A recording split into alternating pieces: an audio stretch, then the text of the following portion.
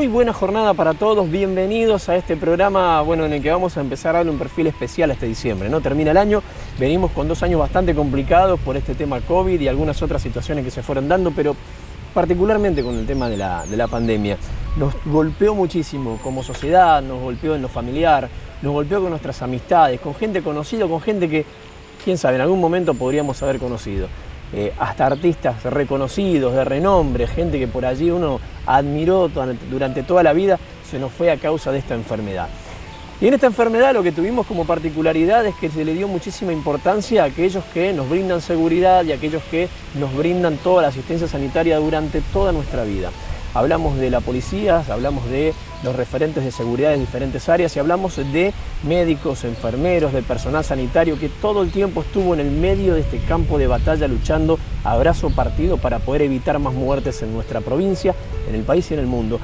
Hay situaciones puntuales que se han dado, muy específicas. Nosotros pudimos contar con la participación activa a la hora de reconocer a las personas que dieron su vida y que han dado y siguen dando su vida y su pasión por ayudar a los demás. Este reconocimiento que se brindó por parte de la Comisión Arquidiocesana de Justicia y Paz. Hablamos de las personas que todos los años otorgan el premio Hacedores de la Sociedad. Nosotros tuvimos la posibilidad de trabajar con ellos y pudimos encontrarnos para las entrevistas con cada uno de los premiados en esta oportunidad. 11 premios se entregaron en la provincia del Chaco, específicamente a gente vinculada al ámbito de la salud y a la seguridad. Un dato no menor a todo esto tiene que ver con por qué 11. En realidad son 11 representantes de todos los sectores que han dejado su vida en esto de la lucha contra el COVID-19. Estas personas representan a todos los que dieron su vida por nosotros y a los que permanentemente la dan. Así que este homenaje queremos hacer nosotros y queremos darle las gracias en este programa a todas esas personas que dejaron todo para poder lograr que hoy, quienes estamos aquí, los sobrevivientes de esta situación, podamos exponerlo de esta manera. Así que queremos que todo este mes de diciembre sea un mes de homenaje y de recuerdo y de reconocimiento a todos los que hicieron mucho por esto. Así que seguramente vamos a estar hablando de esto durante todos nuestros programas durante el último mes del año. Comenzamos este programa, lo comenzamos de esta manera.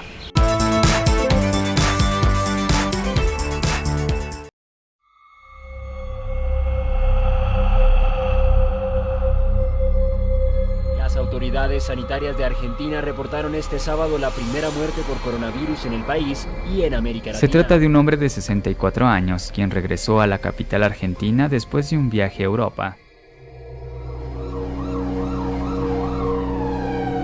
Y yo ya de ahí no recuerdo mucho porque estuve 23 días en coma. Y bueno, gracias a Dios estoy acá.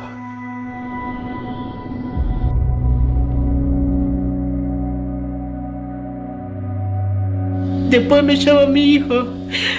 Me dice, mami, no viniste más. Yo le digo, bueno, hijo, ese coronavirus se me agarró a mí, le digo a mi hijo. Me dijeron que ella había dado positivo. Y eso me partió porque nadie esperaba. Por más que te digan lo que te diga, falta esa persona. Argentina declara la emergencia sanitaria por el coronavirus. En este momento, los hospitales chinos en caos. Prevención, atención y contención, como así de mitigación. Estamos ante una situación que es muy dinámica, cambiando día a día. La más complicada está en Italia. La Organización Mundial de la Salud llama al mundo. Se cierran las fronteras. La verdad que es un caso inédito en nuestro país. Hay muchos argentinos que han quedado varados en el exterior. ¿Cuán preparado está el sistema de salud? Licencia para personas mayores de 60 años. 24 horas han muerto aquí en Italia 475 personas. Tanto en Estados Unidos ya hay 100 fallecidos en todo el país. El gobierno argentino anunció la suspensión de las clases en todo su sistema educativo. En España las muertes se han duplicado en las últimas por un mes horas. Toda congregación de más de 200 asistentes. Las medidas tienen que ver con cuidarnos y ese cuidado individual sirve para el cuidado colectivo. A toda la Argentina, a todos los argentinos, a todas las argentinas, a partir de las 0 horas de mañana, deberán someterse al aislamiento social preventivo y obligatorio. Esta es una medida excepcional que dictamos en un momento excepcional. Tenemos por delante una pelea que debemos dar como argentinos. Gracias a todos y a todas.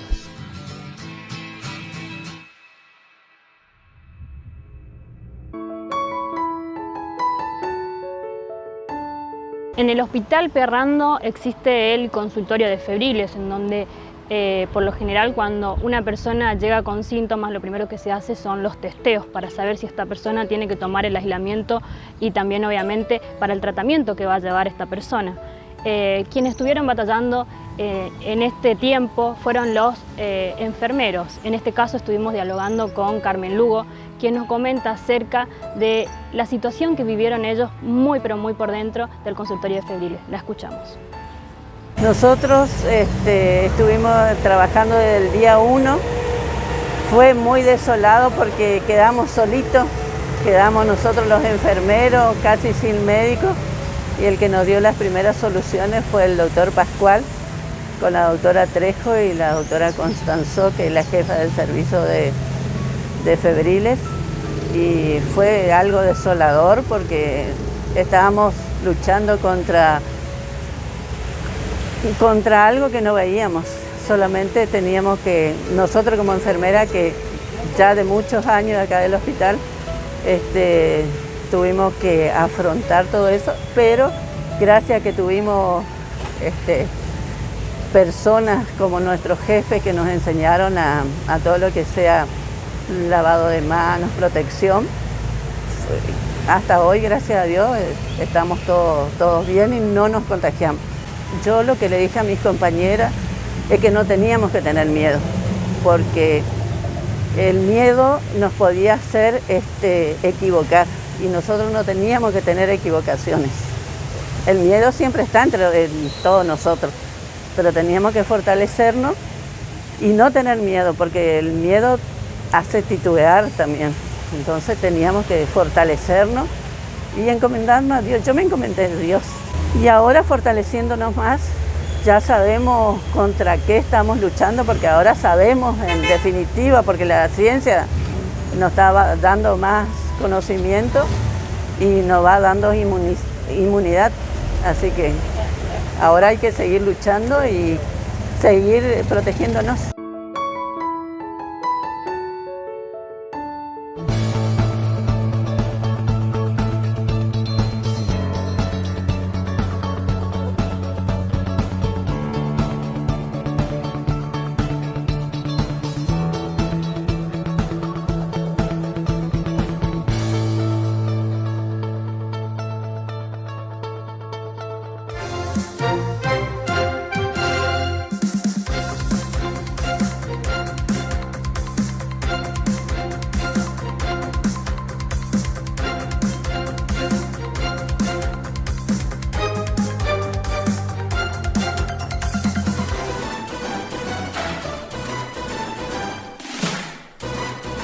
www.noticiasdata.com.ar. Noticias de la región.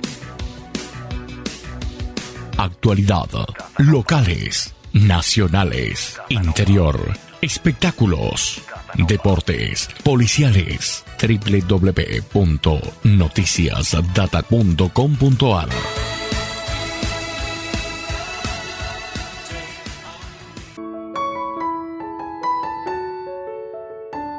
Los servicios de emergencia durante la pandemia fueron elemento fundamental para el trabajo que se hace en general con estas urgencias. Y había que tener muchísimos cuidados. En algunos casos, decía la gente, vienen vestidos de astronautas. Bueno, la verdad, estaban absolutamente protegidos y se manejaban de una manera muy específica, muy puntual, con unos protocolos muy particulares. Y estuvieron trabajando, inclusive en el aeropuerto de Resistencia, para simulacros en el caso de que llegara algún caso COVID por avión o por cualquier medio aéreo a la provincia del Chaco. Uno de los médicos referentes de esta área, uno de los médicos que más trabajó con muchísimo esfuerzo, que tenía un equipo de trabajo extraordinario, que aún lo tiene, y que trabajó con muchísima fuerza. Uno de los funcionarios fue el doctor Nicolás Ivankovich, una persona realmente formidable. Hablando con él, escuchamos mucho del mensaje que también hacía llegar a su propia gente, y un dato muy particular, muy puntual, tiene que ver con esto de, a pesar del miedo, seguir avanzando con paso firme sobre lo que se pedía para poder lograr terminar con esta pandemia. Nicolás Ivankovich habló con nosotros y esto nos decía. La verdad que para nosotros fue una noticia que primero parecía lejana, pero que le pasaba al mundo. Lo primero que pasa por un director de emergencia es entender que el Chaco está dentro de este loco mundo que nos toca vivir, y cosas que pasan a muchos kilómetros de distancia también pueden afectarnos. Hoy con las comunicaciones, tantos vuelos aéreos, tanta gente que vacaciona fuera del país o va y viene por cuestiones de trabajo, nos hace vulnerables a estas pandemias mundiales, como dice la palabra, una pandemia.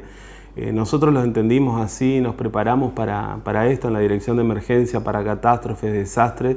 Si bien no es que uno se prepare para que pasen cosas malas, como decimos siempre, es mucho mejor estar preparado para capaz algo que no pase nunca, a que suceda algo y no estar preparados. Ese es nuestro lema, digamos, con lo que, por lo menos todos los que hacemos emergencias y desastres y catástrofes. Fue así que en el día 12 de febrero nosotros hicimos el primer simulacro acá en el Aeropuerto Internacional de Resistencia, con un avión que llegaba de Aerolíneas Argentinas, un protocolo de COVID, de un pasajero con fiebre, como se han hecho con otras enfermedades como la famosa gripe A, tantas enfermedades que amenazaron al mundo pero no llegaron a esta magnitud. Uno tiene a cargo, si bien no son muchas personas, son pocos, pero con mucha valentía, y cuando uno tiene la capacidad de liderar un equipo, sabe que ese equipo lo va a seguir porque el líder tiene que mostrar convicciones, digamos. No es fácil, lo que me preguntabas, cuando esto sucedió mucha gente se escondió, por decirlo así, se quedó, y a veces hasta uno entiende, tenía miedo para proteger su familia, o no es que nosotros no tengamos miedo. Yo siempre digo que lo que nosotros tuvimos fue coraje. Tener coraje no significa no tener miedo, significa que vale la pena correr el riesgo. Había muchas personas en sus casas porque no había un hospital modular, no había lugar para, los hospitales no querían, las clínicas y sanatorios no querían recibir pacientes con COVID, entonces se vio una situación rara. La mayoría en la primer pandemia, la mayoría de los afectados o los infectados eran pacientes con obra social de una clase social mucho más alta, porque eran todos los que tenían posibilidades de viajar o salir o tener contacto. Después vino otra etapa donde afectó a barrios de aglomeración más pobres, conocidos en Resistencia, pero no porque hayan salido al exterior. Pero las clínicas no daban lugar, era el hospital, teníamos en las casas, teníamos que ir casa por casa, la gente no quería, tenía miedo después. Entonces yo tuve enfermeros contados con las manos que hacíamos domicilio, nos metíamos en la casa de los llamados COVID o sospechados de COVID. Hubo problemas en los barrios, en edificios, por gente que tenía síntomas. Tener síntomas de COVID era casi como, no sé cómo habrá sido la época de la lepra, pero creo que muy parecido, al leproso se los corría, se vio una situación rara donde se vio lo peor también del ser humano, gente conocida o vecinos de toda la vida, como por ahí eran amenazados con el dedo, señalados con el dedo en el sentido de por tener síntomas de una enfermedad. No hubo clínica privada ni obra social que pueda sostenerlo. Fue la salud pública la que estuvo en cada aeropuerto, en cada terminal, en cada domicilio, por más obra social o estatus social que tenga, o en cada barrio marginal de la ciudad. Entonces yo creo que al final de la pandemia tampoco fue por economía, por si analizamos por los sueldos, no convenía ni arriesgarse o arriesgar la familia de uno, de llevar este virus a la casa propia. Entonces es mucho amor a la vocación.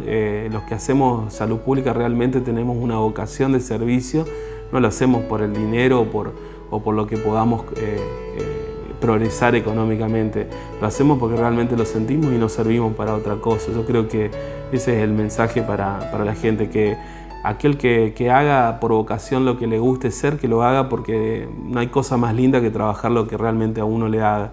El que es camarógrafo, el que es periodista, el que trabaja en un banco, cuando uno lo hace por vocación, eso se demuestra en el contacto con la gente. Hay, como en todos los casos, hay gente que no lo hace por vocación y uno lo percibe porque recibe una mala atención. Pero por ahí el COVID enseñó esto, que la gente que va a ir a tu casa y se está arriesgando, lo hace porque realmente amor a la profesión. Y yo creo que ese es el mensaje también que tenemos que dejar a la sociedad.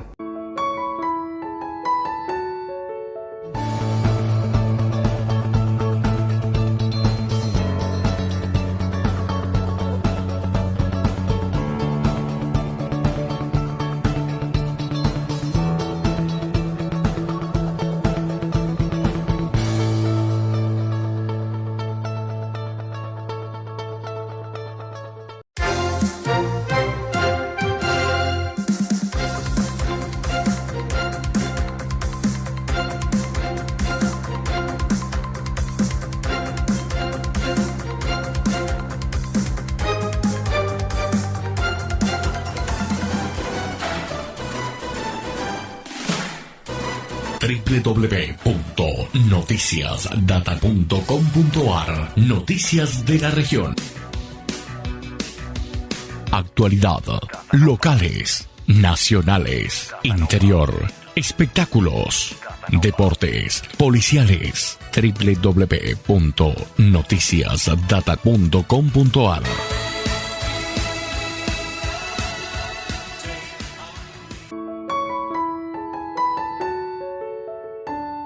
Bueno, y hablando de la situación COVID que se vivió dentro de la provincia del Chaco y en el mundo en general, a los jóvenes también nos golpeó muy fuerte, en el sentido de que se tuvieron que cerrar por ahí lugares recreativos en donde estamos acostumbrados a movernos, también se cerraron las escuelas, en donde obviamente también por ahí los chicos más pequeños se distraen un poco y también aprenden mucho. Nos costó muchísimo esto de las clases virtuales, en donde también por ahí generó que nos agarren alteraciones o cosas por decirlo así, pero tuvieron el apoyo de los padres, en donde también los padres hicieron ese papel de profesor, de profesora, estar acompañándolos también todo el tiempo. Recordemos que se cerraron bares, se cerraron gimnasios, en donde por ahí también estamos muy acostumbrados a distraernos un poco.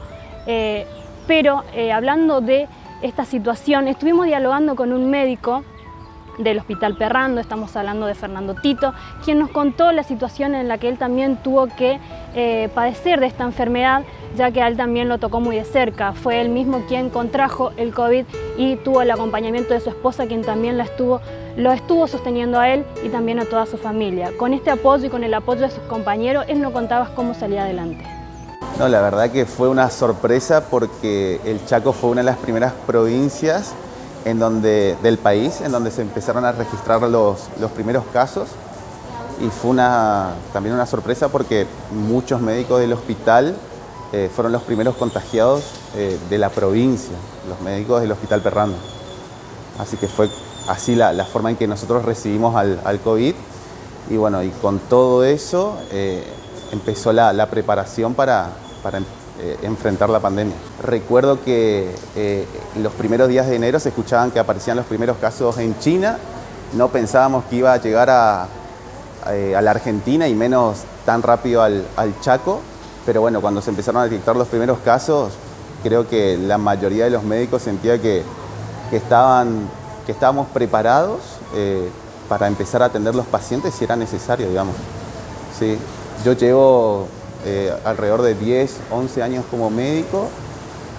Había hecho toda la residencia, la especialidad de clínica médica acá en el hospital, y bueno, fui jefe residentes y médico de planta de clínica, así que bueno, sí, la verdad que decía que si aparecía acá en el Chaco teníamos que atender, y creo que era el deseo de la mayoría de los médicos que trabajaban conmigo en ese momento.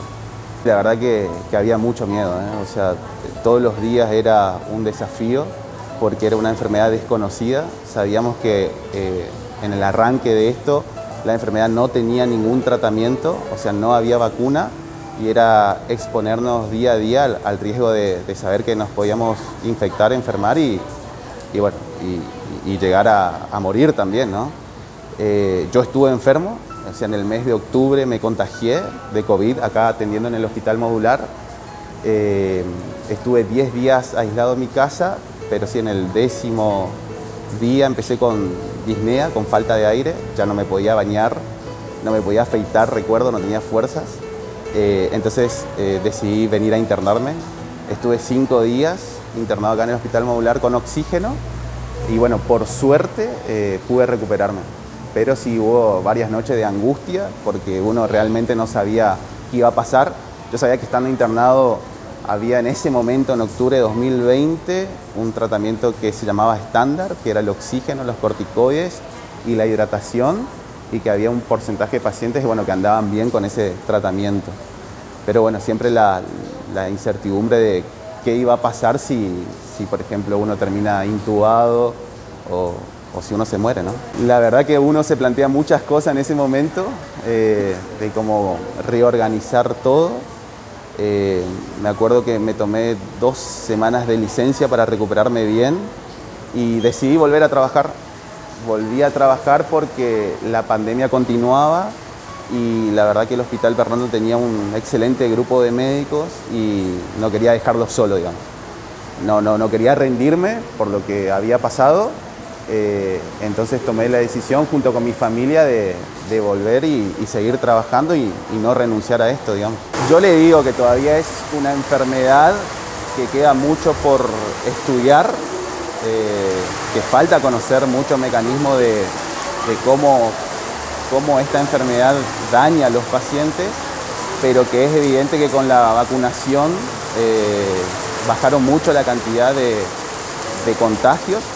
Prácticamente hoy en día no hay ningún paciente en el Hospital Perrando internado por COVID, así que la vacunación fue un éxito, que la gente tiene que vacunarse para que no se vuelva a repetir ninguna ola.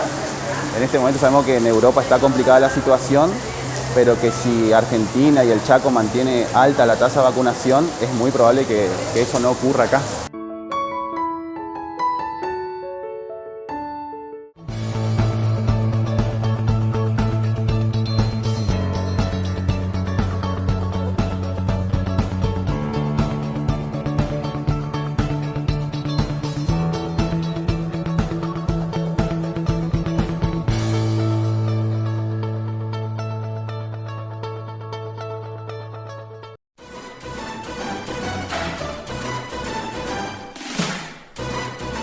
www.noticiasdata.com.ar. Noticias de la región.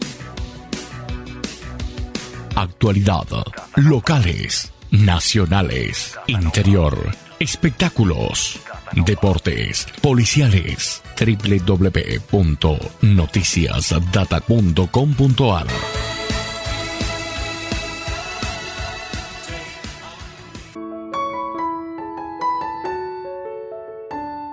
Iniciamos esto con la seguridad de la provincia del Chaco. En los inicios de esta historia había una situación puntual que era evitar todos los viajes posibles y evitar cualquier situación que amerite que alguien corra riesgo de contagiarse porque otra persona venga del exterior o que venga de otra provincia con mayor cantidad de contagios, o bien de otras ciudades a nuestra ciudad capital o de acá para afuera, pero la idea era tratar de evitar que haya tránsito de personas en la República Argentina en general.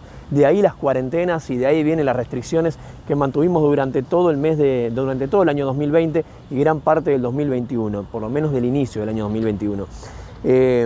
Por una situación puntual que se ha dado, bueno, a quien le tocó trabajar en esto en el ámbito de seguridad tenía que acompañar no solamente a funcionarios, sino también a custodiar la seguridad de todas las ciudades de nuestra provincia.